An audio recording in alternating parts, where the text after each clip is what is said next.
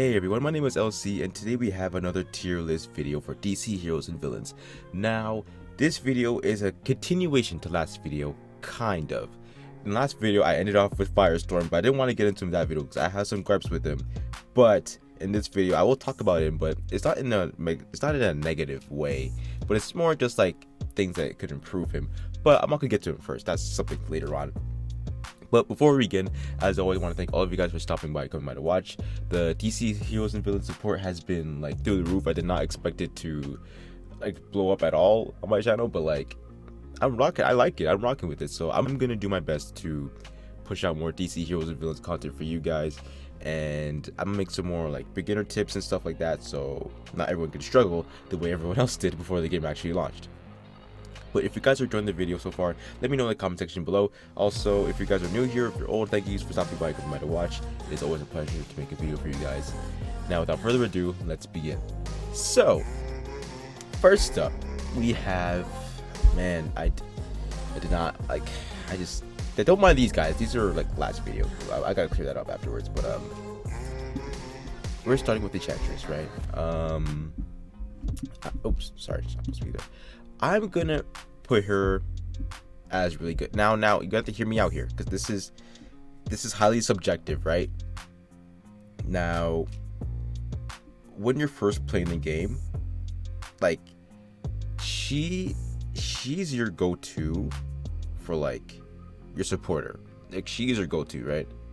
And it's not, and you get like whenever you summon, she's not guaranteed, obviously, but you get like enough, like she comes for me anyway.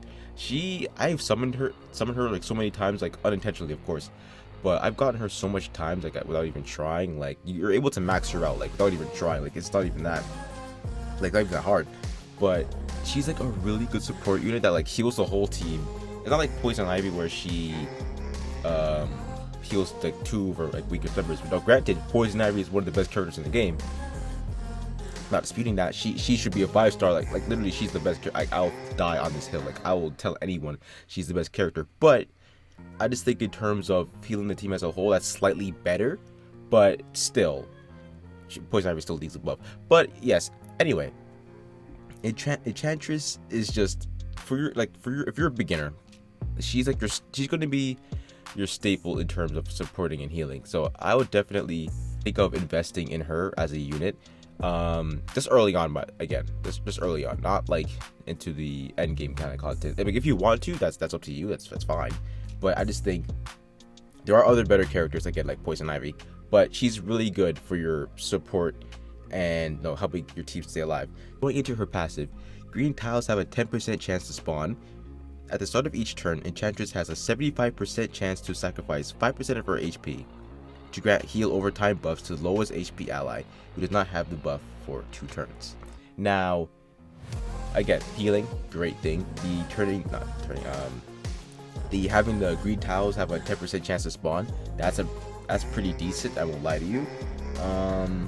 It's not actually 75. I didn't upgrade it. It's 100%. She has a 100% chance to, if you fully upgrade her, by the way. She has a 100% chance to sacrifice her like 5% of her HP to heal her teammates, which is a good thing and a bad thing, because sure 5% is a lot of not a lot of health to her, but like over time it accumulates, right? But I mean, again, you're healing your other teammates, so that does come in handy in some certain instances. So yeah, I think she belongs to the really good tier, just for like beginner stuff. Like she's in between the really good and decent, right? Like she's not like a huge damage dealer, but like she doesn't need to be, right? That's not her role. She's a supporter. But I do think this is just like a personal bias. I think she's really good. Like she's in the tier, and she's also really good too. Let's see next up. Where is he? Killer Croc. Okay. Now Crocky here, I'm gonna have to put him at decent. Now, some of you might be wondering why, and honestly, I understand. I honestly do. I really like, I do. I get it. Why you'd be like, why would he put him there? Now, it is not that he's bad. It's just he's not he's not as good as I'd want him to be. But that's just me. This is a personal bias, right? Like you don't have to agree with this. You guys could say, you guys could think whatever you want to. Get this is a personal bias like themed video here. Like you don't have to believe it. But I just think he could be a tad bit better. Now, granted, I'm not saying like he doesn't have stuff that's valuable. Like for instance, he's immune to critical hits. Each time Killer Croc is attacked with a power move, he has a 45% chance to lose 3% of his HP to inflict damage over time debuffs for 1 turn on the attacker. That's just like him, like halfway upgraded, right? That's pretty good, right? But other than that, he's all right. He's a defensive character. He's absolutely a defensive character. So I think you have to really like, you're gonna have to. You can't just put him anywhere, you know what I mean? So your best bet is putting him on like a Suicide Squad team and then just running him with that, because in order to get like the most efficiency out of like Killer Croc and his defenses, putting him on the Suicide Squad team will actually help boost that, because if you have all 5 members of the Suicide Squad, you get a 12% increase for defense for like all the whole team basically, and you increase your attack by 12% as well. Now granted, if you don't have all 5, that's okay. They allow you to, like, if you have 2, 3, 4 of them on your team, they do it in a way so that your defense and attack still goes up by a certain amount of percentage, just not like at the highest, like the 15, not the 12%. I mean, so yeah, Killer Croc, he's decent to me anyway. He's decent, but it's nothing too bad though. It's nothing terrible. Let's see who's next. Now this one, I did not expect him to be good. I didn't know. I did not know. Riddler is a beast. Literally a beast. Dude, I remember I pulled him a few days ago, and I was like, I asked the Discord, I was like, hey, is he any good? Like, because I thought like it was Riddler, you know what I mean? Like, whenever you see him in any media, dude's always getting clowned. Unless you watch the Batman, and he gets clowned, but like, you know what I mean? Like, he was still a threat, but like, for the most part, he gets clowned, right? But no, in this game, no, they made sure that did not happen. Like, dude, when you pair him up with Poison Ivy, they're literally unstoppable. Like, you cannot stop. Like, I've won so many tough matches that like I shouldn't have even won because of Riddler and Poison Ivy. Their synergy is immaculate. Like, for instance, at the end of each turn, the Riddler has a 40%. Well, this is him, like, this base stats, right? Not even like fully upgraded. He has a 40% chance to convert each random tile into a green tile. So after performing like a power move, the Riddler converts a random tile to a green special tile, either a horizontal line or a vertical line or cross. Now, that's kind of broken in and of itself, because you have the like ability to like hit like a huge, not huge, but like you can combo basically, and like you could get more, you can generate more points for like your green character's like power move. So like you could do that like multiple times, like it'll be like multiple times over. It would be really sufficient in that way. So if that move right there is actually really, really good. What else? Yes, he also has his power move. Okay, it doesn't do damage, but it's a debuff kind of thing. So like, diving into it, it reduces all targets' power gauges by 15% and increase the lethargy. I think it's lethargy. The inflict lethargy debuff on all targets for 4 turns. It inflicts red color down debuff on all targets for 5 turns. Do you know how broken that is? Not just inflicting a debuff, but inflicting a color debuff. So if your target is like mainly red, right, and they're like against you on like the color wheel, they won't have the red color. Like, they won't be able to use it. I think that's how it goes. It's either they won't be able to use it, or it won't be able to do like as much damage. But I think it's that, or like maybe like generating the power, like the gauge. But yeah, like red color, like inflicting a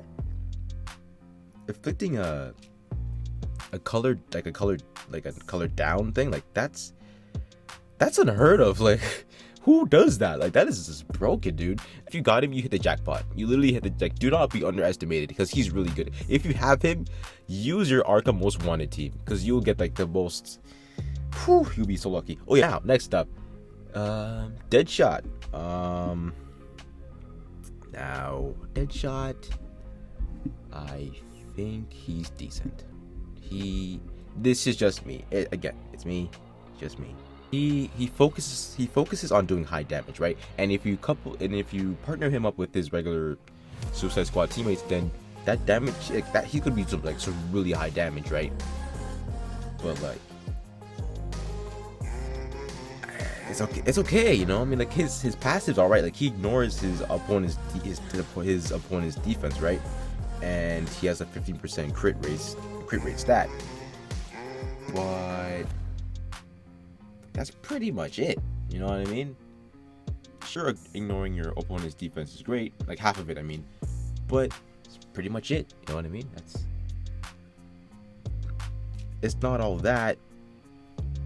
It could be a tad bit better, but it's not the worst thing, right? It could definitely help in some sticky situations. Like his power move, it's a damage multiplier, like off the rip.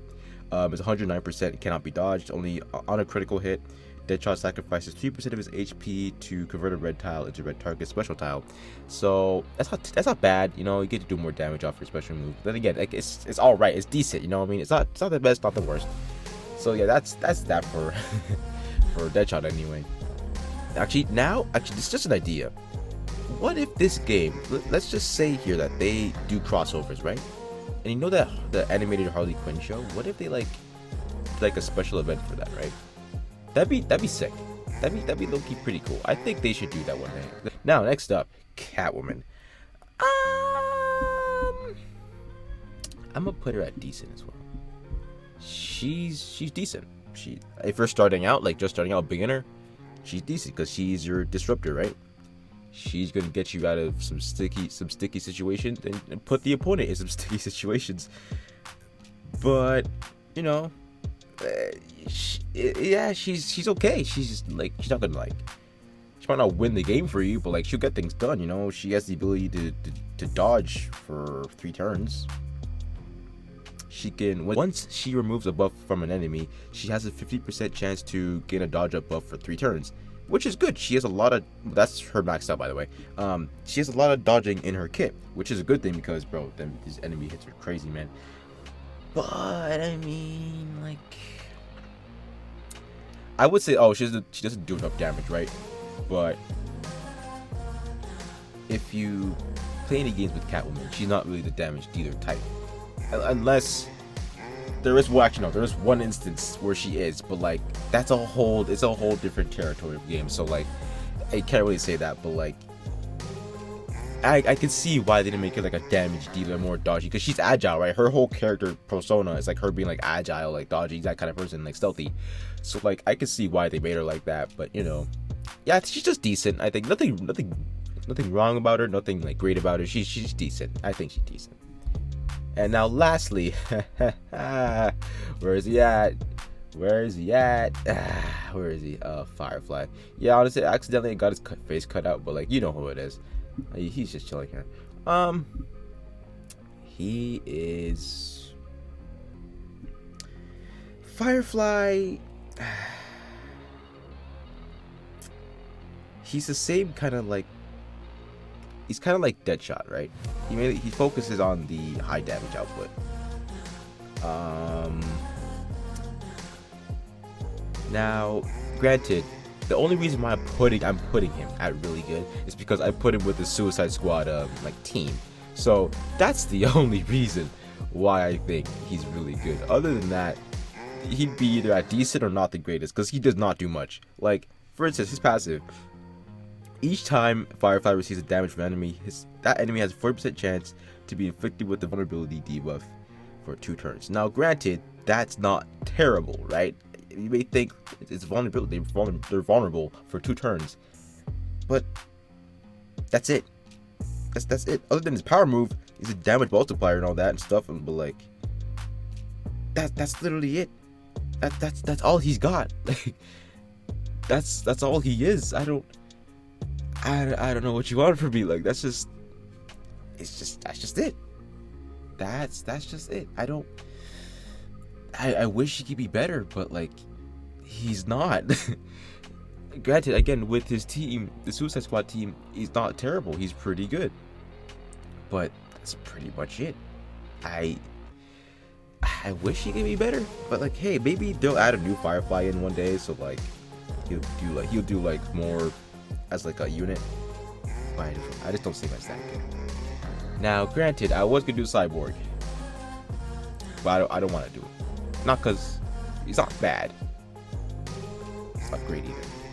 I'm gonna save him for another video because I wanna like see, I'll lead off with him first, but like I wanna like really like dive into his kit because he's very wishy-washy for me. But I'm gonna wrap it right there. Thank you guys so much for watching. If you guys enjoyed this video, don't forget to leave a like, comment, or subscribe. If you guys want to see more DC Heroes and Villains content, don't forget to let me know in the comment section as well. If you guys would like to see a video about what preferred teams you should use in this game as a whole, definitely let me know in the comment section below. And like always, I want to thank all of you guys for watching and supporting my channel. It's always a pleasure to make a video for you guys, and I'll see you all in the next video.